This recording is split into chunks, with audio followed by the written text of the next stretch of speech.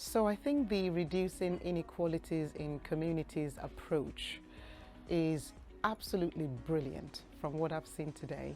And in terms of scaling the approach and adoption in other parts of the country, I think it's to do with that program-based approach, having a program team, being clear about the logic model of what is it that we're trying to achieve and how are we going to get there, having that very clear project management support.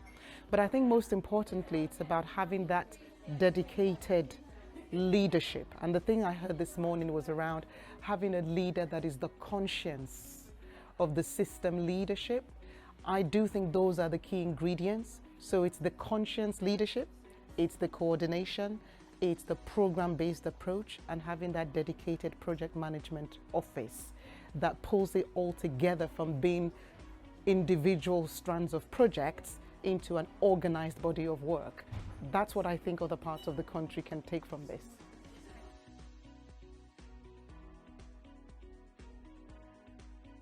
So I think in terms of all the fabulous things that I've seen today that people can learn around reducing health inequalities, I think the intersection of volunteering with statutory workforce really stands out to me. So, we're here with the Bradford doulas, providing that support to women in the antenatal period, intrapartum, postnatal, and the way they interface with the statutory midwifery services is absolutely brilliant, because when you think about the pandemic, what is it that was strong in the pandemic was the force of the community rushing forward to help. And I think it's how do we harness that? And a lot of that was people coming forward to volunteer. And here again is another volunteering service that is working hand in glove, with the midwifery teams. So when we talk about example continuity of maternity carer, here is a great example of how we can actually dovetail volunteering with the work that our midwifery colleagues do to form a fantastic whole. So I think that's one thing, with the interface of volunteering and statutory support.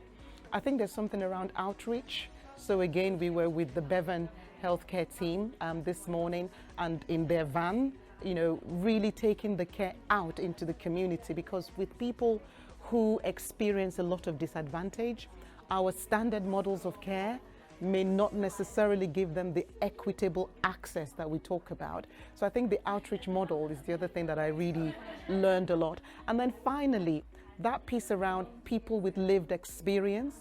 We had a fabulous conversation with Hack, who himself is still an asylum seeker. But even in that status as an asylum seeker, he's working as a volunteer. And you could just see in his own words, it's given him meaning and dignity back. So those are the three things that I'm going to say to every other part of the country: volunteering, outreach models, people with lived experience being given a place at the table. Those are the three things that stand out to me. Thank you.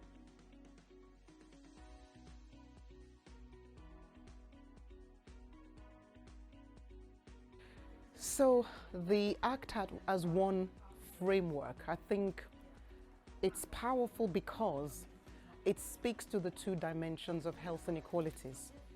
So health inequalities are about healthcare inequalities in terms of access to services, experience of services, people's outcomes.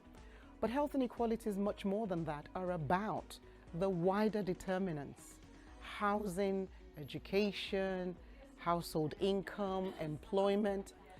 And what ACT as One does is it brings all those partners to the table: health, social care, voluntary sector. So ACT as One is speaking to all the dimensions of health inequalities, not just a biomedical vision of health inequalities.